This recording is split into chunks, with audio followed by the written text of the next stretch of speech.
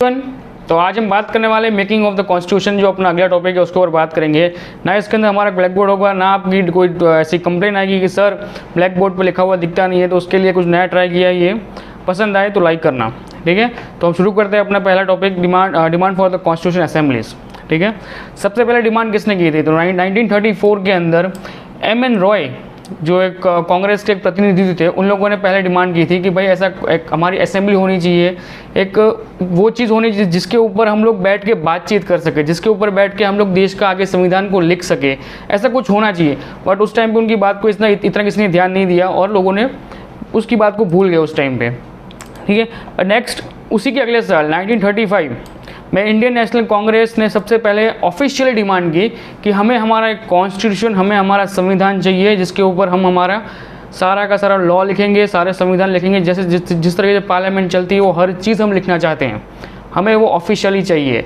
तो हम ये कह सकते हैं कि किसी इंसान ने अगर कोई डिमांड की हो तो एम.एन. रॉय ने 1934 के अंदर की थी, और अगर किसी पार्टी ने ऑफिशियली डिमांड की हो तो 1935 में की थी, ये बात याद रखना। उसके कुछ सालों बाद जवाहरलाल नेहरू ने क्या कहा था कि 1938 में कहा था, जवाहरलाल नेहरू ने क्या कहा था कि इंडिया को एक अपना कॉन्स्टिट्यूशन बनाने का हक चाहिए जिसके अंदर बाहर की कोई भी इंटरफेरेंस हमें नहीं कर सकें। मतलब हमें हमारा कॉन्स्टिट्यूशन बनाना है, हमें हमारा संविधान बनाना है, उसके अंदर हमारे लोग बैठेंगे, ना कि आपके लोग बैठेंगे, ठीक है, जो कि इंटरफेरेबल होगी। मतलब उसमें आपकी कोई भी नीति या आपके कोई भी रूल्स को अगर हमें लेना होगा तो हम लेंगे, बट उसके अंदर आप किसी भी तरीके से इंक्लूड नहीं होंगे। ये कब कहा था? ये कहा था जवाहरलाल नेहरू ने इन 1938 में, जब वो इंडियन नेशनल कांग्रेस को डिक्लेयर कर रहे थे, मतलब ऐसे प्रतिनिधित्व से रिप्रेजेंट कर रहे थे, तब उन्होंने एक चीज़ ये कही थी, ठीक है। बट यहाँ पे एक ट्विस्ट आता है। ट्विस्ट क्या आता है? ये जो सेकेंड वर्ल्ड वॉर होता है ना, लोगों को लगता है कि कहीं ना कहीं इंडिया को उसमें इफेक्ट हुआ था। तो हाँ, कहीं ना कहीं इंडिया को इफेक्ट हुआ था उस चीज़ में, बट इसमें एक चीज़ और हुई थी। वो चीज़ ये हुई थी कि हमें प्रॉफिट हुआ था इस चीज़ का। भले बाकी देशों के नुकसान हुआ, लोग कटे मरे, उनका हमको अफसोस होगा कहीं ना कभी, बट हमारे लिए चीज़ हुई ना, वो हमारे लिए बहुत सी चीज़ हुई थी। तो सेकेंड वर्ल्ड वॉर स्टार्ट कब हुआ था? तो 1 सितंबर 1939, सबको पता होगा I think so, second world war की स्टार्टिंग हुई थी। और इसी के अंदर हमने डिमांड कर दी, जब वो लोग ब्रिटिश लोग लड़ाई लड़ रहे थे, जब वो अपनी ऑफिशियल फाइट्स को लड़ रहे थे, तभी हमने धीरे से अपना एक प्रस्ताव रख दिया। क्या रख दिया? कि हमें हमारी गवर्नमेंट, हमें ऑफिशियल एक कॉन्स्टिट्यूशन बनाने की परमिशन चाहिए, बस हमें दे दो। तो उन लोगों को उस टाइम पे ये सिचुएशन थी कि या तो वो ब्रिटिश लोग सेकेंड वर्ल्ड वॉर के टाइम पे उसमें ध्यान दे दें, या वो इंडिया के ऊपर जो कब्जा कर रखा है, जिसके ऊपर वो रूल कर रहे हैं, उनको बचा ले। तो उनको दिख रहा था कि अगर वहाँ पे वर्ल्ड वॉर हार गए ना, तो इंडायरेक्टली इंडिया अपने हाथ से जाने वाला है। इससे अच्छा कि काम करते हैं, इंडिया को धीरे धीरे खसकाते हैं, धीरे धीरे उनकी डिमांड्स को पूरी करते हैं और उनको लास्ट में जाकर इंडिपेंडेंस दे देंगे, ठीक है। तो उन लोगों ने क्या कहा, जब हमने ये प्रस्ताव रखा था, जब जवाहरलाल नेहरू ने जो चीज़ रखी थी कि भाई आप हमें कॉन्स्टिट्यूशन ला के दे दो, तो उन लोगों ने अगस्त ऑफर के रूप में 1940 में उसको एक्सेप्ट कर लिया था। उसको ये कहा कि ठीक है, हम लोग आपकी उस डिमांड को एक्सेप्ट करते हैं और हम लोग अगस्त ऑफर के रूप में वो हमें वापस ला के दे दिया गया। उसके ठीक 2 साल बाद, क्योंकि अभी तक वर्ल्ड वॉर 2 खत्म नहीं हुआ, अभी भी चल रहा है, ठीक है। और हम लोग को पता था कि हम लोग इसी जगह पे प्रेशर बना सकते हैं कि अगर इनको फ्री हो गए, ये लोग अपनी वर्ल्ड वॉर से निकल गए और ये लोग जीत गए या हार गए, वो सेकेंड पॉइंट है। बट हमारे पास यही एक मौका था कि हम लोग उनके ऊपर जितना हो सके उतना प्रेशर बनाते जाएं और एक दिन वो हम लोग को इंडिपेंडेंस दे दें, ठीक है। तो इन 1942 के अंदर सर स्टेफ क्रिप्स आए, जो क्रिप्स मिसिंग की तरीके से जाना जाता है। उसके अंदर क्या कहा गया? उसके अंदर ये चीज़ कही गई कि हम लोग आपको वो चीज़ देंगे, हम चाहते हैं कि आपको इंडिपेंडेंस देना, आपको आपका कॉन्स्टिट्यूशन बनाना है, आपको आपका संविधान बनाना है, इट्स ओके बनाओ, बट कब? जब वर्ल्ड वॉर 2 खत्म हो जाएगा उसके बाद हम आपको वो एक प्रावधान देंगे, हम आपको एक इंडिपेंडेंस देंगे कि आप इंडिपेंडेंटली अपना कॉन्स्टिट्यूशन बना सकते हो, ठीक है। दूसरी चीज़, जब ये प्रावधान लाया गया, जब ये चीज़ लाई गई, तब इसका विरोध किया गया। क्रिप्स मिशन का विरोध किसने किया हो ना, तो सिर्फ एक इंसान ने किया था। एक इंसान मतलब एक समुदाय ने किया था, वो था मुस्लिम लीग पार्टी।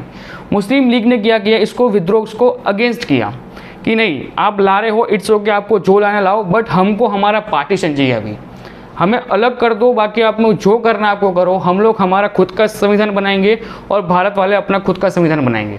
हमें पहले अलग करो। तो क्रिप्स मिशन आया, वापस चला गया। उसके बाद हमारा एक और मिशन आता है, जो होता है कौन सा, द कैबिनेट मिशन। जो देखो कैबिनेट मिशन को समझने के लिए आपको है ना इतिहास को एक आधा लेक्चर देखना पड़ेगा, जिसके अंदर मैं आपको डिस्क्रिप्शन में समझाऊंगा कि भाई कैबिनेट मिशन ऑलरेडी था क्या। पहले अब इसमें ऊपर से समझ लो कि इसमें 3 लोग आए थे जो यही मुद्दा लेके आए थे कि क्या क्या करना है, कौन कौन से काम करने हैं, ठीक है। तो sir Pethick Lawrence, sir Stafford Cripps और अलेक्जेंडर सर थे। ये लोग 3 लोग आए थे जो ये मुद्दा लेके आए थे कि भाई इंडिया के अंदर क्या क्या चीज़ें करनी चाहिए, कौन से रूल्स इम्प्लीमेंट करने चाहिए, किस तरीके से हमें इनको ऑफिशियली ये स्टेटमेंट दिया उन लोगों ने कि हम लोग इनको आज़ाद करेंगे और इनको कॉन्स्टिट्यूशन बनाने में इनकी हेल्प करेंगे, ठीक है। आता है नेक्स्ट के कंपोजिशन ऑफ द असेंबली। अब धीरे धीरे वो चीज़ चालू होती है कि किस तरीके से हमने कॉन्स्टिट्यूशन को बनाना शुरू किया, ठीक है, किस तरीके से हमने उसकी नींव रखी। तो सबसे पहले हम बात करेंगे जब कैबिनेट मिशन जो लास्ट में हमारा आया, और जो 3 जो सर आए थे, जो 3 थम आए थे, उन लोगों ने बहुत सारी चीज़ों में इम्प्लीमेंट कराने हमारी कोशिश की और हमारी हेल्प की। तो किस तरीके से की, तो सबसे पहली बात है कॉन्स्टिट्यूशन असेंबली को जब निर्माण किया गया, तो सबसे पहले निर्माण कब हुआ था। तो ये मोस्ट ऑफ क्वेश्चन पूछा जाता है कि पहली जो कैबिनेट मीटिंग थी उसके बाद जब वो जो कैबिनेट मीटिंग का जो प्लान आया था उसके अंदर पहली बार कहाँ पे ये उल्लेख किया गया था कि कौन सी डेट थी या कौन सा साल था। तो नवंबर 1946 वो डेट थी जब ऑफिशियली कॉन्स्टिट्यूशन असेंबली को कंस्ट्रक्ट किया गया, ठीक है। और इसके अंदर कितने लोग बैठने वाले थे, ये सब कुछ कैबिनेट मिशन जो प्लान आया था उसके अंदर लिखा हुआ था। तो कितने लोग होंगे, तो कॉन्स्टिट्यूशन टोटल की जो पूरी टोटल स्ट्रेंथ होगी वो कितनी होगी, 389। उसके अंदर से 296 होगी जो ब्रिटिश इंडिया की होगी, ब्रिटिश अलॉटमेंट, मतलब कि जो ब्रिटिश प्रिविलेज थे, मतलब कि जो ब्रिटिशली जिनके ऊपर ब्रिटिशों का राज था। कुछ ऐसे राज्य थे, कुछ ऐसे हमारे स्टेट्स थे, कुछ ऐसे छोटी सिटीज़ कह लो, विलेजेस कह लो, कि जिनके ऊपर ऑफिशियली ब्रिटिशर लोग राज करते थे। वो लोग जो सीट होंगी उनके ऊपर, सीट के ऊपर वो टोटल सीट कितनी होगी, तो 296 वो सीट होंगी। बाद में प्रिंसली स्टेट्स, मतलब राजा रजवाड़े टाइप थे, उनकी सीट कितनी होगी, तो 93 उनकी सीट होंगी। ये सब कुछ हो गया, उनको पहले अलॉटमेंट कर दी कि ये चीज़ हम करने वाले हैं। उसके बाद क्या हुआ, जब अलॉटमेंट शुरू हुआ तो उन लोगों ने एक चीज़ बनाई कि जो 296 सीट्स हैं उनके अंदर भी हम लोग कुछ चेंजेस करना चाहते हैं। तो चेंजेस क्या करना चाहेंगे कि जो ब्रिटिश पार्लियामेंट की सीट्स होंगी, जो ब्रिटिश इंडियाज़ की जो वहाँ की जो बाहर की सीट्स हैं, वही की हम लोग इन्हें फॉलो कर रहे थे। कहीं ना कहीं हमने उनको कॉपी किया था उस चीज़ को लेकर। बट अब यहाँ पे उन लोगों ने एक चीज़ को ऐड कर दिया। क्या कह दिया कि जो 292 मेंबर्स की सीट होगी ना, उसमें से 11 गवर्नर जनरल्स होंगे, 11 गवर्नर्स होंगी जो कि हम सिलेक्ट नहीं करेंगे, जो कि एक ऐसी पार्टीज होंगी, जो ऐसी चीज़ें होंगी जिनके ऊपर से हम लोग उनको सिलेक्ट करेंगे। तो वो कौन कौन से सिटीज़ होंगे, कौन कौन से स्टेट होंगे, तो मद्रास हो गया, Bombay, UP, Bihar, central province, Orissa, Punjab, NFT वाला जो अपना सिंध, बांग्लादेश, बंगाल, आसाम, ये वो स्टेट्स थे, ये वो राज्य थे जिनके ऊपर गवर्नर का राज था, ठीक है। और ये लोग ये भी चाहते थे कि यहाँ से कोई नॉमिनेट होकर आएगा ना, तो उसको हम कहीं ना कहीं अपने साथ अपने इन मेंबर्स के अंदर भी इंक्लूड करेंगे, क्योंकि इन लोगों ने स्पेसिफाई नहीं किया था। जब इन लोगों को कहा था ना कि 389 सीट को हम लोग लेंगे और 226 सीटें जो गवर्नर ब्रिटिश गवर्नमेंट पार्लियामेंट की तरह ही हम लोग उसको फॉलो करेंगे, जब ये कहा गया था, तो इसके अंदर ये चीज़ इन लोगों ने स्पेसिफाई नहीं की थी कि जो 11 जो गवर्नर जिनके ऊपर किसी का राज्य नहीं है, किसी का हक नहीं है, उनके ऊपर कौन राज करेगा, उनकी सीट्स को कैसे अलॉट किया जाएगा। तो वो भी इन लोगों ने उसमें से बता दिया था कि भाई जो बाकी के 11 गवर्नर्स होंगे जिनके ऊपर हमारा डायरेक्ट शासन है, जिनके ऊपर हम लोगों ने डायरेक्ट कब्जा किया हुआ है, वो भी इनके अंदर इंक्लूड हो जाएंगे। तो वो ये 11 गवर्नर्स थे, जो ये आपको नाम दिख रहे होंगे, अभी स्क्रीन का नाम दिख रहा होगा, मद्रास, बॉम्बे, यूपी, बिहार वाले, ये आपको 11 नाम थे जिनको इस तरीके से अलॉट किया गया।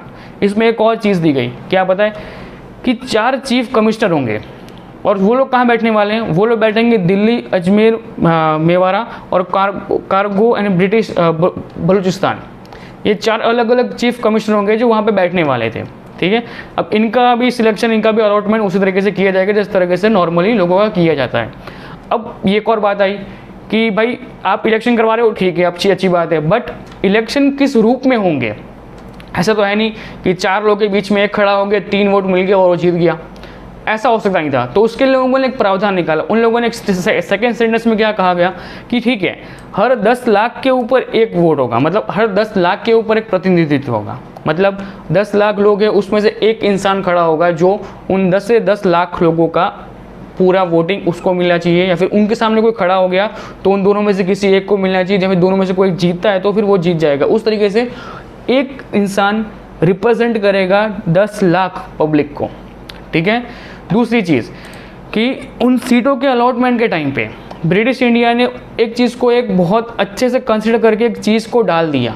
वो डाला ये पता है कि मुस्लिम सिख, जो मुसलमान होंगे और सिख होंगे, उनकी एक अलग कम्युनिटी होगी, वो लोग अपना प्रतिनिधित्व अलग से चॉइस करेंगे। उनके लिए 10 लाख वाला रूल लागू नहीं पड़ेगा, उनके लिए अलग से, अगर वो लोग सिर्फ 5 लाख है तो 5 लाख के अंदर भी अपना एक प्रतिनिधित्व खड़ा कर सकते हैं। सिख के लिए भी वही वो हो चुका था कि कह सकते हैं ना कि माइनॉरिटी टाइप, कि एक बॉर्डर के उस साइड वाले लोग, कि जिनको एक ये दिखाया गया, ये बताया गया उन चीज़ों को कि अगर आप 5 लाख हो या फिर 3 लाख हो, चलो आप 3 लाख हो, इट्स ओके, आप 3 लाख के ऊपर भी आप वोटिंग कर सकते हो और आप उसमें से नॉमिनेट होकर आप हमारी गवर्नमेंट में ज्वाइन हो जाओ।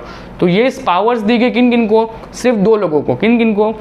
मुसलमानों को और पंजाबों को, और ये सब भी मतलब सिख हो इनडायरेक्टली, इनको पावर्स दी गई क्योंकि उस टाइम पे इनकी संख्या आई थिंक सो कम होगी, जो कि ये लोग चाहते थे कि ब्रिटिश लोग कहीं ना कहीं ये लोग वो फूट डालना चाहते थे कहीं ना कहीं, कि हिंदू और मुसलमान के बीच में हो चुका था ऑलरेडी, तो लोग चाहते थे कि हिंदू के अंदर भी कहीं ना कहीं डिवाइडेशन हम कर दें, कि जिससे कि ये लोग कभी एक ना हो पाए, ठीक है। और देखते आगे और क्या किया इन लोगों ने। एक और चीज़ बताई कि जो प्रिंसली स्टेट्स होंगे, एक जो राजा रजवाड़े होंगे, वो लोग खुद अपना प्रतिनिधित्व एक नॉमिनेट कर सकते हैं। अपना प्रतिनिधित्व, सपोज आज अगर मैं राजा हूँ और मैं चाहता हूँ कि मेरा एक आधा सब्सक्राइबर हो, वो जाके इस जगह पे बैठ जाए, तो वो जाके मैंने उसको नॉमिनेट कर दिया। अब वो वहाँ जाके इलेक्शन उसका कुछ एनीथिंग कुछ होने वाला नहीं है, मैंने उसको इनडायरेक्टली नॉमिनेट किया डायरेक्टली, तो वो वहाँ चला गया, बात हो गई ख़त्म।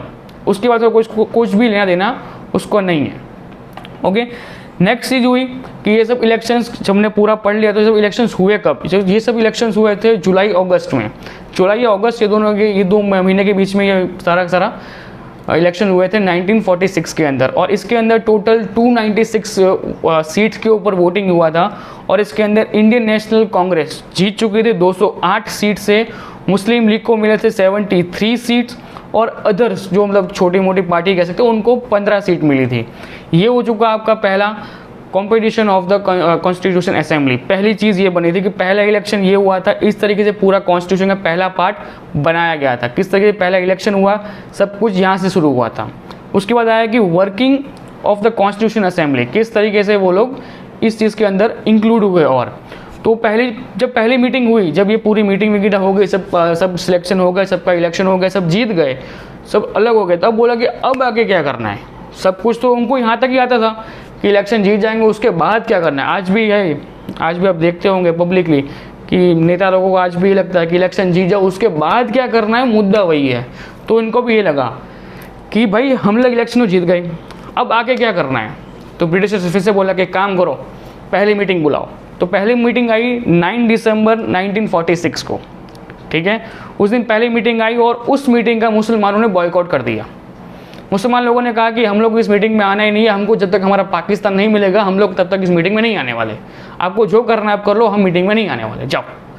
अब जब उस मीटिंग को बॉयकॉट किया गया, तो उस मीटिंग के दौरान ये क्वेश्चन पूछा जाता है कि जब मुसलमान लोगों ने उस मीटिंग को बॉयकॉट किया था तो टोटल मेंबर कितने थे। टोटल मेंबर थे उस टाइम पे 211, कितने 211 मेंबर्स थे ओनली।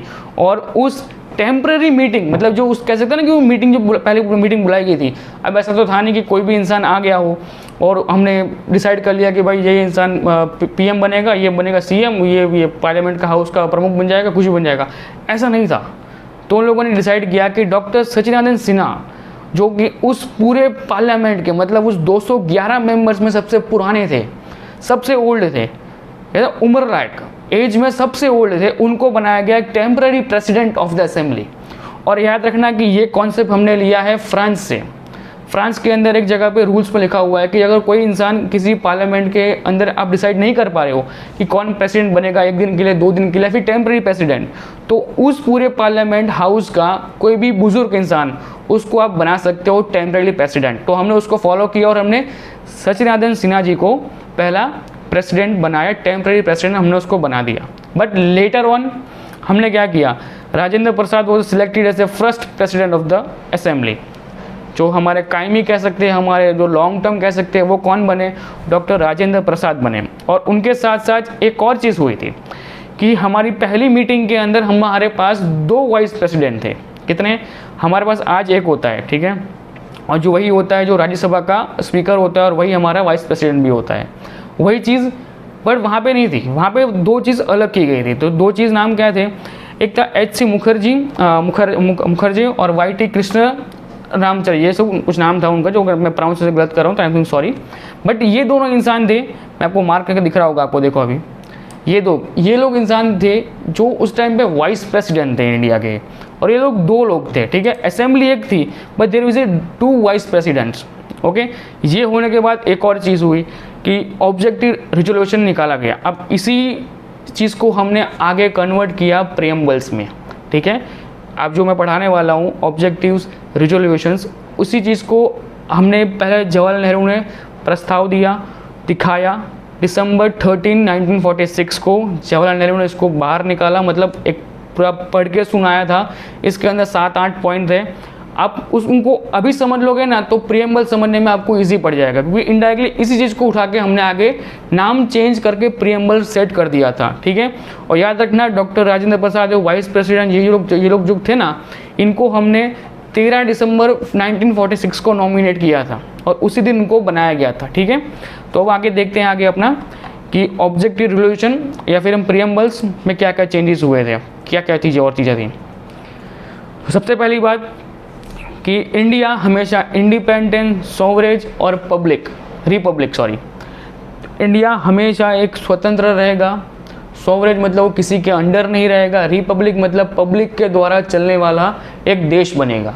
पहले सेंटेंस में ये कहा गया है। आप रीड करते जाओ, स्क्रीन के ऊपर इंग्लिश में लिखा हुआ है, आप उसको रीड करते जाओ, आपको वही मीनिंग दिखेगा, ठीक है। कि इंडिया हमेशा इंडिपेंडेंस देश रहेगा, किसी के अंडर नहीं रहेगा, और तीसरी चीज़ वो हमेशा पब्लिक का देश रहेगा और पब्लिक के द्वारा चलाया गया वो देश बना रहेगा। कमेंट में मुझे एक चीज़ बताना कि आपको लगता है कि लिटरली ये सेंटेंस आज लागू पड़ता है। हम इंडिपेंडेंस तो है, हमारे ऊपर किसी का राज भी नहीं है। तो तीसरे लाइन है ना कि हमारे थ्रू देश चल रहा है, उस लाइन के बारे में पूछ रहा हूँ, ठीक है। और एक चीज़ कि जो आगे की गवर्नमेंट्स बनने वाली हैं वो सब कुछ इसी के लाइन के ऊपर से बनेंगी। ये चीज़ें बताई गई थी 1946 के अंदर, ओके, याद रखना चीज़ें। तो वही चीज़ें बताई गई थी उस टाइम पे कि यार लिटरली ये चीज़ें आज भी फॉलो किए हैं। तो आप कमेंट में मुझे बताना, अभी मत बताना, ठीक है। दूसरी चीज़ कि जो इंडिया होगा वो हमेशा एक यूनियन बन के रहेगा। यूनियन मीन्स कि इसमें एक स्पेसिफाई किया गया है। अगर आप बुक पढ़ोगे तो बुक में अंदर बहुत चीज़ें लिखी हुई है। क्या लिखी हुई है कि किसी भी देश को या किसी भी राज्य को या फिर किसी भी देश की किसी बाउंड्री के किसी छोटे से शहर को स्पेसिफाई किया हुआ है। किसी भी छोटे से शहर को अगर हमारे में इंक्लूड होना है तो हम उनको मना नहीं करेंगे, उनको हम बुलाएंगे। या फिर अगर हमने किसी पे कब्जा किया या फिर किसी इंसान ने या फिर किसी भी कुछ समुदाय ने लोगों ने कहा कि हमारे ऊपर आके रूल करो या हमारे ऊपर आओ या फिर हमको तुम्हारे में इंक्लूड करो, तो हम लोग मना नहीं करेंगे। उनको इंक्लूड करने के बाद, उनको हमारे साथ लेने के बाद हम कह सकते हैं कि we are the union of India. हम लोग एक बहुत बड़ा देश है जो साथ रहते हैं, और हम उसमें क्या कहेंगे, यूनियन ऑफ द स्टेट्स, हम लोग ये कहेंगे, ठीक है। तो ये प्रावधान था कि हम लोग देश के आंतरिक में कुछ भी चेंज करें वो हमारा प्रश्न होगा, पर अगर बाहर से कोई हमारे अंदर आना चाहे तो हम उसको इंक्लूड करेंगे और हमें कोई रोक टोक वाला कोई होगा नहीं। ये इनका दूसरा पॉइंट था। All the power and authorities, जो भी हमने पावर्स होगी, जो भी हमने गवर्नमेंट डिसाइड करेंगे, जो कुछ भी करेंगे वो सब हम लोग करेंगे पब्लिक के लिए, और पब्लिक के द्वारा ही हमें चुना जाएगा और हम पब्लिक के लिए ही काम करेंगे। इनकी तीसरी लाइन में लिखा था। जस्ट इमेजिन कि इस तरीके से प्रीएम्बल को क्रिएट किया गया था कि कहीं ना कहीं एक वर्ड्स को दूसरी बार को डिस्क्रिप्शन की तरह लंबा खींचा गया था। जब आपने पहले ही उसमें लिख दिया था कि भाई रिपब्लिक में तो इंडायरेक्टली क्या हुआ कि पब्लिक के जो काम करते हैं वही लोग हो गए रिपब्लिक वाले, बट इस चीज़ में एक स्पेसिफाई तरीके से लिखा गया कि भाई पब्लिक उस चीज़ को अलग से काम करेगी, ठीक है। थर्ड चीज़, एक और चीज़ हुई, क्या हुआ कि जो हमारा जस्टिस है, जो हमारी इक्वालिटीज़ है, जो हमारी लिबर्टीज़ हैं, उन सबको पब्लिकली इक्वल डिवाइड किया जाएगा। उसके ऊपर पब्लिक का अच्छे से ध्यान रखा जाएगा। पब्लिक को सब जगह से कोई भी ऐसा कुछ मिलेगा नहीं कि जहाँ पे हर एक इंसान को इक्वल डिवाइड किया जाएगा, ठीक है। ये चीज़ हो चुकी है आपके फोर्थ पॉइंट के अंदर। फिफ्थ में आपका आ गया कि माइनॉरिटीज़, बैकवर्ड और जो डिस्प्रेस लोग थे, मतलब कि जो ST SC OBC वाले कह सकते हो कि जो बैकवर्ड क्लासेस लोग के थे, जिनको इस तरीके से रखा जाता था कि वो लोग आज भी ये सोचते हैं कि हम लोग गरीब हैं, हम लोग रूलर्स हैं, हमने आज तक मतलब किसी के सर्वेंट ही कह सकते हैं। ये लोग वो सोचते थे। तो इस जगह पर प्रावधान में क्या लिखा गया कि इन लोगों को भी पढ़ने का मौका दिया जाएगा, इन लोगों को भी आगे बढ़ाया जाएगा, इन लोगों को भी पब्लिक के साथ चलाया जाएगा। ये पूरा प्रावधान लिखा गया और ये चीज़ होती है, हमने देखी है आज, ये चीज़ को किया गया अच्छे से, ठीक है। दूसरी चीज़ कि जो और जगह पे हम लोग शासन करेंगे, शासन मीन्स कि हमारा कब्ज़ा हमारी ज़मीन पे, हमारे पानी पे और हमारे वायु पे रहेगा। मीन्स देखो, एयर पे कब्ज़ा करना मुश्किल है, मतलब वो स्वतंत्र होती है कि एयर पे हम कहीं भी जा सकते हैं, कोई भी इंसान कहीं भी किसी की भी हवा ले सकता है। बट जो ज़मीन होगी हमारी हिंदुस्तान की, उसके ऊपर किसी और का मुकदमा नहीं चलेगा, मतलब किसी और का कायमी या फिर और कोई भी देश इसके ऊपर अभी कब्ज़ा नहीं कर सकता। हमारी जो 12 नॉटिकल माइल्स तक की हमारा ये समुद्री सीमा है, समुद्री सीमा कह सकते हैं हम उसको, वहाँ तक भी हमारा राज चलेगा। उसके आगे इंटरनेशनल वाटर्स आएगा तो वहाँ तक कहीं ना कहीं हमारा राज चलता रहेगा। मतलब इंडायरेक्टली उन दो चीज़ों में हम लोग रिप्रेजेंट करेंगे, इंडिया की पब्लिक उस चीज़ को सेव करेगी, उसको रिप्रेजेंट करेगी, उसको बचाएगी, उस तरीके से बताया गया था।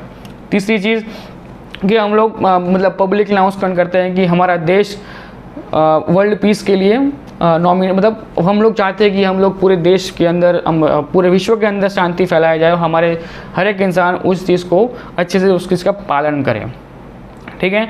और इस रेजोल्यूशन को अडॉप्ट कब किया गया, जो आप देख रहे हो अभी, जो आपने पढ़ रहे हो, इसको अडॉप्ट कब किया गया? तो उसको अडॉप्ट किया गया था असेंबली ने 22 जनवरी 1947। ओके, कब? 22 जनवरी 1947 को इसको हमने अडॉप्ट किया था। ये होने के बाद कुछ चीज़ें और चेंज हुई, change by the independence act. जो हमने 1935 के अंदर जो हमारा इंडिपेंडेंट एक्ट आया था, उसके अंदर भी हमने बहुत सारी चीज़ों को चेंज अब जाके किया।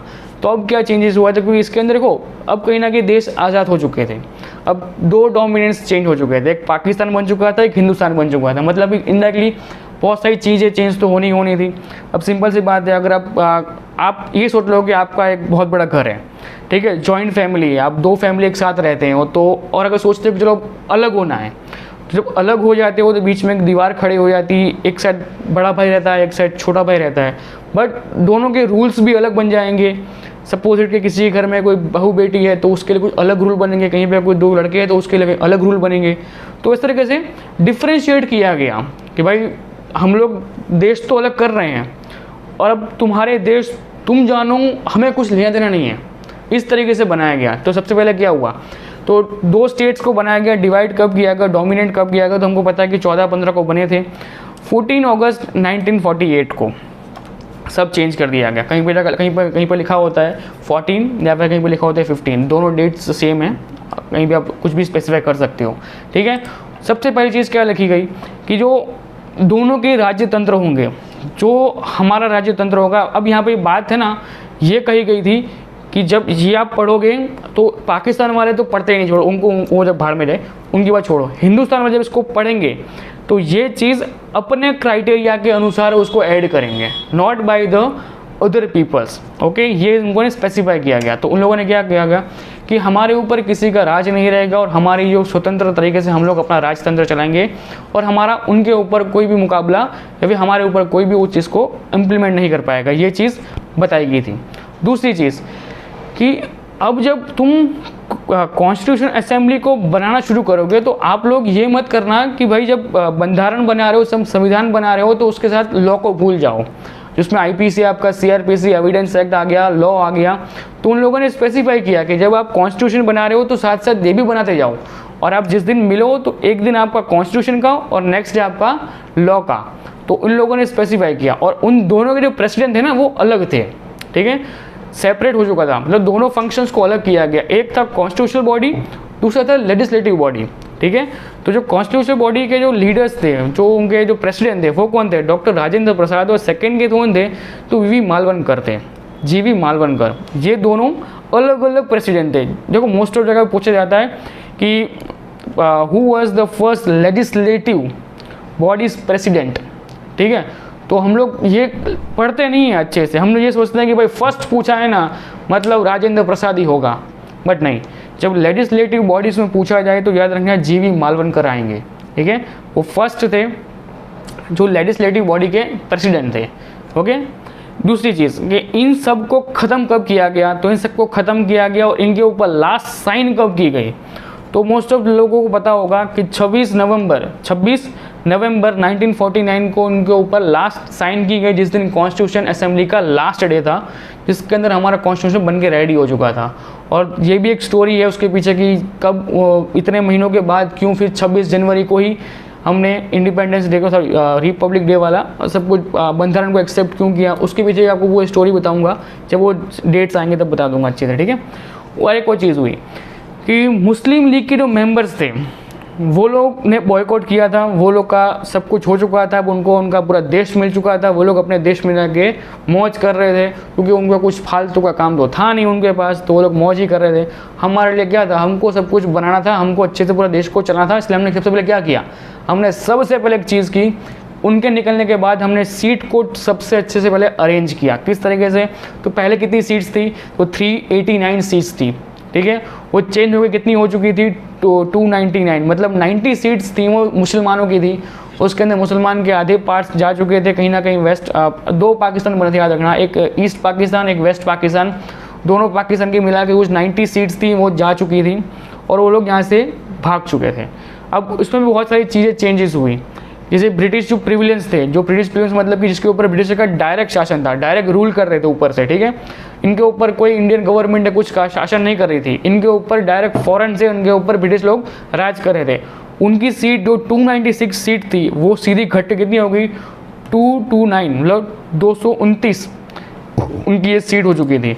और एक चीज़ उनकी चेंज हुई थी प्रिंसली स्टेट्स की, प्रिंसली स्टेट्स की सीट 93 से 70 हो चुकी थी। होप करता हूँ आपको तीन टॉपिक जो मैंने आपको आज पढ़ाए हैं आपको मज़ा आया होगा। हमने आज 2 टॉपिक पढ़े थे, पहला पढ़ा था demand for the constitution assembly and another was the competition for the constitution assembly. आगे जो लास्ट अपना होगा committees for the constitution assembly, वो एक अच्छा टॉपिक है जिसके अंदर मोस्ट ऑफ कॉम्पिटेटिव एग्जाम्स में क्वेश्चन पूछे जाते हैं और कहीं ना कहीं ऐसे क्वेश्चंस नहीं होते, सिली क्वेश्चंस नहीं होते हैं, अब थोड़ा सा एडवांस बन चुके हैं। तो मैं सोचा कि मैं ब्लैक बोर्ड पे वो आपको हर चीज़ नहीं दिखा सकता, तो मैंने कुछ नया ट्राई किया है कि आपको इस बहाने आपको स्क्रीन के ऊपर सब कुछ दिखेगा, अब यार आप अच्छे से नोट्स को प्रिपेयर भी कर सकते हो, ठीक है। और मैं आशा करता हूँ आपको समझ में आया होगा। मिलते हैं नेक्स्ट लेक्चर में। जय हिंद।